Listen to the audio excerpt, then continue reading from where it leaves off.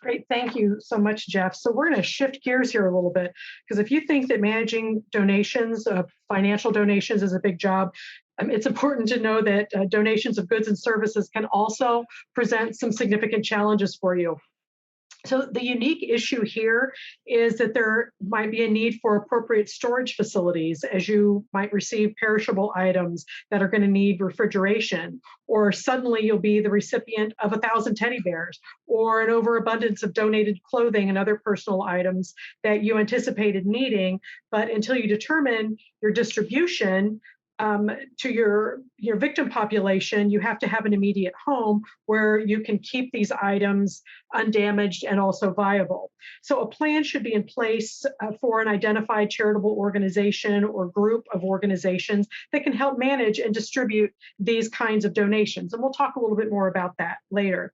Additionally, you may receive goods and services that your community does not need or that are difficult to manage or contain, like large amounts of items at one time, or items that must be used within a limited period of time. So think about something like ice cream or hot food. Also, because people want to help, they also might offer a variety of services, anywhere from childcare to laundry services, grief support to pet therapy and beyond. Therefore, an individual or organization should also be identified to help vet and manage these service offers. So it's important to know that the offers of goods and services also come when the donors decide that they want to send them. So they might be offered too early or well after you have already met a particular need. I'm working with a community that's putting together a plan now, and so they're trying to anticipate needs. And they started to have the discussion about, well, why don't we go ahead and start storing some of the items that we might need because people will donate. Well, we had the discussion of, well, you don't know when or if an incident is going to occur in your community. So you have to be sure that that they're not things that are going to go bad or that could potentially be damaged, or if they're non-perishable items, like let's say teddy bears, et cetera, that they have to be put in a climate control facility because you don't want them to get mold or to get an infestation of insects. So to address all of this, your plan should start with the establishment of a donations coordination and distribution center, along with the creation of a local donations coordination team to help organize these items through a documented intake and distribution process. And as much as that you can do this through an electronic means, like what we talked about with financial donation management, that is certainly recommended. So creating a web-based portal to track and to acknowledge.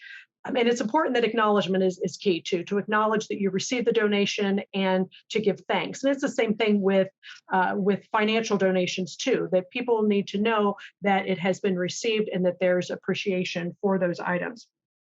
But also this web-based portal can help to distribute any of the in-kind goods and services in the most efficient way to manage the process, because it can be very burdensome. Your tracking and documentation needs include provisions to track specific donor requests. Also, you want to honor donor intent here as though you do with financial. And so these are generally known as restricted donations. So again, remembering our earlier discussion of donor intent. So for example, teddy bears are to go to children that have lost a loved one or to a school where children witnessed an incident of mass violence. There may be other types of restrictions as well, such as maybe distribution during the holidays. So also, since we know that both our young and now middle-aged populations communicate regularly, and for some almost exclusively through social media, we also recommend that you utilize the technology that social media has to offer to help collect any donations that you might need. This is a great way to get the information out about what it is that you might need, because people are going to donate what they think is going to be needed. But if you ask what the specific need is, then they'll rally for that. So for example, a social media page on any of the existing platforms and a texting number that can give both give and receive information as well as provide an automatic acknowledgement is a really great tool to consider. And you also got to remember that people's giving is based on two things. First, it's their own desires, meaning that without a specific request, they're going to send what they might want or what they might have available rather than what your community might practically need. And the second is based on instruction. So, as I mentioned before, give them instructions. Be specific in your communication plan. Let the public know what you need and where to send those donations, and be as transparent as you can about how these donations will be used. If you don't have immediate refrigeration for a large amount of donated food and the victims are not accepting those goods, let the public know that this is the reason that you decided to use the donation to feed the responders instead. This is a common issue that can really backfire if you don't communicate up front. And this goes to that transparency piece too that was spoken about earlier by Jeff. We saw this in 9/11 when the American Red Cross received so much money that they were moving some of their money into other accounts for use in future events, which complied with their bylaws but went against the donor intent. And as a result, the CEO actually lost their job. So you want to make sure, again, that you're transparent about if the goods, services, or even money is not going to be utilized in the way that was initially planned, that the donors understand why that is and where it's going. Also, you want to consider establishing a resource staging area, and in a larger scale event, especially, you're likely going to want to identify a multi-agency warehouse or several spaces, maybe spread across the affected geographic area. You want to check to see if refrigerated and perishable items can be accepted at these facilities, because not all will allow that. And consider the issues of transportation of goods, primarily food and water, maybe from one location to another. For example, from a notification center to a family assistance center to a community resiliency center. This can add another leg to the planning and staffing needs, and you can give that attention early on. Now, with managing goods, you don't have to create this process from scratch. You want to consider partnering with your local nonprofit organizations that already have this experience or structure in place with handling donated goods. For example, Salvation Army, Rotary clubs, your local Red Cross. They typically collect goods on a regular basis, and they have a system in place that you can run parallel to, or you can actually duplicate it or utilize them.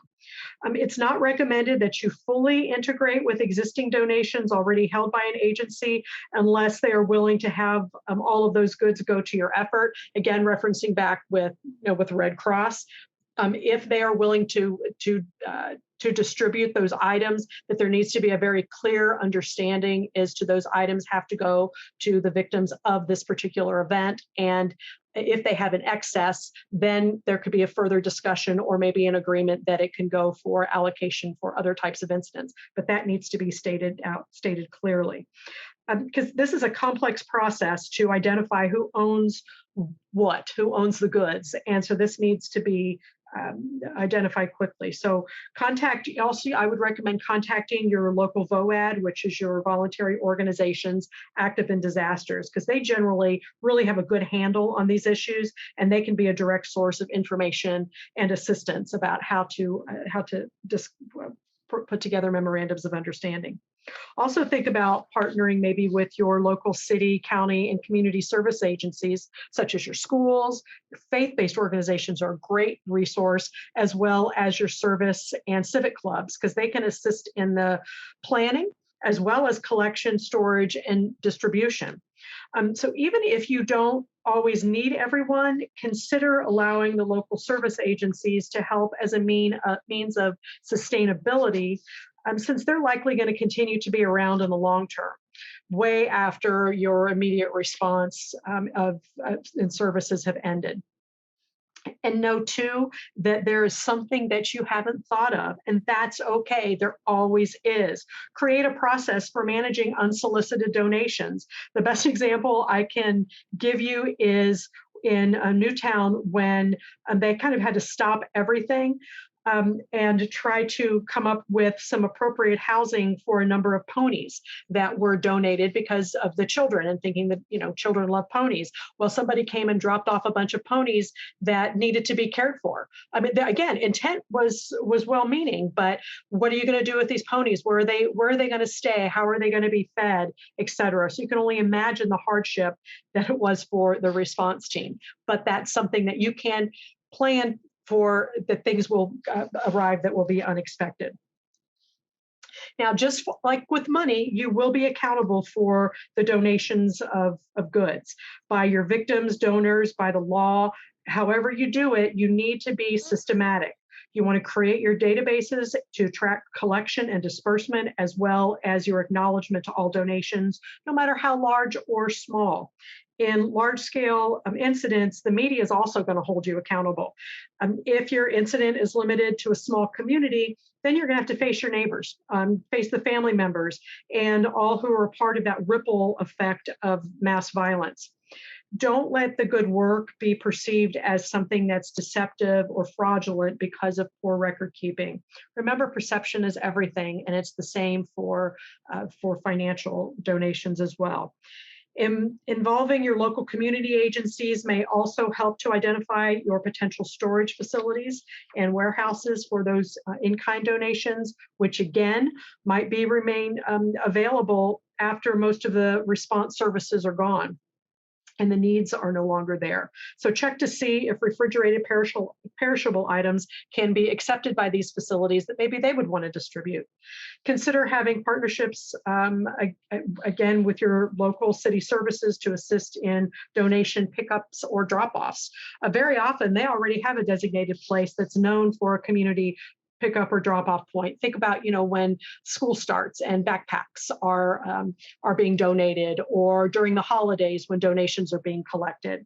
Again, if they already have a system in place to do this, you might be able to run parallel, and this makes it certainly easier for victims to get what they need while they're being served in their local area. Now, services, how can volunteers help? As we mentioned earlier, that following an incident of mass violence or terrorism, people really want to help. They may be motivated by their philanthropic generosity, their desire to serve, or vicarious trauma, like we've discussed. And the reality is that volunteers offering services are essential to a mass violence response, as the needs often outweigh the resources that are available. Therefore, you want to plan pre-incident for how volunteers are going to be used. You want to identify your existing response agencies that could provide volunteers. These are agencies that probably already have folks that are trained. Maybe they have a volunteer pool that's been trained, or maybe they have staff that they can put forth as volunteers to a response. They also need to know maybe how to work in hazardous environments, provide aid, have access to appropriate equipment and supplies prior to the incident. This strategy is usually a part of the Community Emergency Response Team, also known as CERT, and also through the VOADs, as I mentioned. CERT members are trained to assist neighborhoods following an event, and when traditional emergency responders are not immediately available. And as I mentioned, VOADs are organizations that are coordinating entities found in the county and state, and also at a national level, to provide a forum where organizations share knowledge and resources throughout a disaster cycle preparation, response, and recovery. VOADs can also quickly, appropriately direct volunteers who become affiliated through mitigation and preparedness activities. In addition, there could be other networks in your community that could serve the same purpose. It's like there might be a statewide victim services organization or network that might be able to help coordinate some of these services. It's important to note that this strategy is only effective if it's integrated into the incident through credentials and verification, specific job assignment, and a briefing of on-the-job task connection to the incident command. So what this means is developing written memorandums of understandings, or MOUs, we like our acronyms, right, prior to an incident, and involving the volunteers as part of the drills and exercises in the planning that we've spoken about. So what, mentioning that volunteers play this key role in our communities in the aftermath of a crisis. And fortunately, there are quite a few government and non-government, nonprofit, faith-based and philanthropic agencies and organizations that already rely on volunteers to supplement their existing staffing and to increase their capacity to respond. So engaging these pre-existing volunteers in a response to mass violence really can enhance your ability to serve the needs of victims and survivors. And usually what we see that you've got so these volunteers would be your trained and deployable ones that have been identified. And then we have also what happens are what we have are those spontaneous providers that show up that are not really affiliated with any of the agencies, but they have services that they want to offer. And the use of spontaneous volunteers is usually discouraged because they haven't been vetted or maybe they haven't been appropriately trained. However, if there's not a plan in place with a volunteer, with a protocol related to how to manage your volunteer services, that these spontaneous volunteers are going to show up and that they might actually end up doing harm. So that credentialing process is going to be important. And that's why looking at your affiliated providers, ones that have already been identified that can provide the trained and deployable volunteers, are preferable because you know what services that you're getting with people that are trained and understand trauma. Now, you might have victims that also want to be a part of the process as a means of giving back or keeping themselves busy during their grief. And these are really our most highly affected populations, and they should be addressed first, even if they seemingly don't want or need what it is that you have to offer. Victim advocates and liaisons really need to fully understand what is being offered so that they can communicate accurately and do so sensitively. Victims and family members need to be approached with donation information and the offers clearly communicated to them. If you determine that an offer is inappropriate, because that certainly can happen, and you don't share the information, make sure that the victim advocates and liaisons are also aware so that they can be able to explain to a family member why they weren't offered particular goods or services because it was deemed inappropriate or unsafe. You want to gain input where you can, you want to be thoughtful, you want to make your decisions, and then you want to be transparent. So just when we talked about, I want to kind of bring us back around to looking at, your victim response plan, that your resource management plan is a part of a larger victim response plan that is looking at meeting the victim's needs, basic needs, providing them information, support, and referrals. Also a part of your larger plan that's going to be collaborative. Remember, we spoke about that at the beginning, that will involve, how to manage the media, communications planning, crime victim compensation, your memorials, remembrances, and then ultimately the goal is maintaining the integrity of the community. So this is a part of a larger plan, but it is an important one and one that is often overlooked. And also we have to think about that victims, that there are victims that have needs that have not been impacted by this particular incident. And these victims of those other crimes are usually not able to access, especially the funds that are donated to the victims of mass violence, because those are specifically designated dollars. And this can really create some anger and resentment, mostly towards the providers and the community at large, but sometimes to the victims themselves. And so this could result, even if it's not directed towards the victims, if this anger is projected, that victims may not access the resources, and they might not cooperate because they feel that maybe they shouldn't be accessing these services.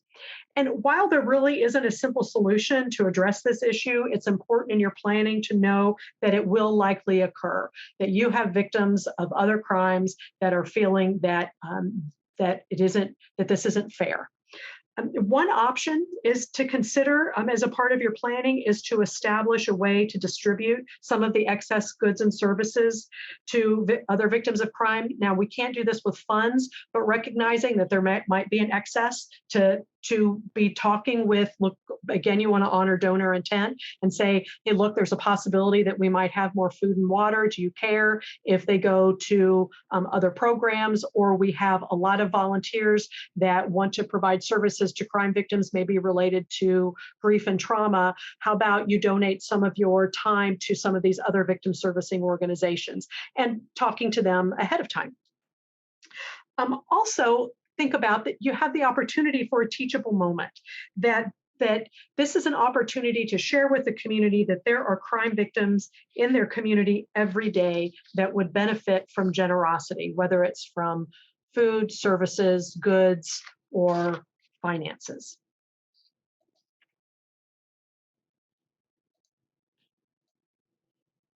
As we wrap up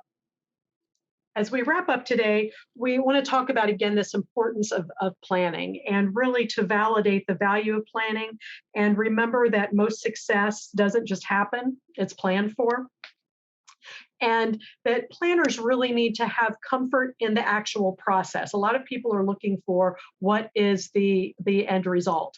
And it's really the process. One of my favorite quotes about this comes from Dwight Eisenhower, who said, the plans really are nothing, but planning itself is everything. And so we have to say that there really is a lot of value in the process itself, because that's when the partnerships are created. This is where the relationships happen, and this is where trust is built. And resource management, yes, it's challenging. And it's also important to remember that giving is a way that a community can counter evil and the violence of a horrible event. And it's really the act of healing for both individuals and the community that really helps the community heal as well. And it's a way that really people can come together for a common purpose of good, especially on the heels of evil. So hopefully you have found that this information has been helpful to you. I know that it's a lot of information, and remember that there is technical assistance, that if your community wants to put together a resource management plan, that Jeff, myself, or both of us could come and work with your community to help you do that. And this is, you can apply through this website here, or you can take a picture of this QR code, and that will take you right to the website and an application so that you can get technical assistance. So thank you so much for your attention for this robust webinar today. Jeff, do you have any final words? No, thank you, Krista, for all of this. I just encourage people to plan. As I said, out of the 20 times I've done this, not one community had a plan in place ahead of time. And I just think it'd be so much easier for the community and for victims to be able to do that. And these acts of mass violence are really acts of evil, and we counter that with acts of compassion and love. And so I think there's great healing in communities having an opportunity to come together and assist others. And we welcome the opportunity to help facilitate that. Great, thank you.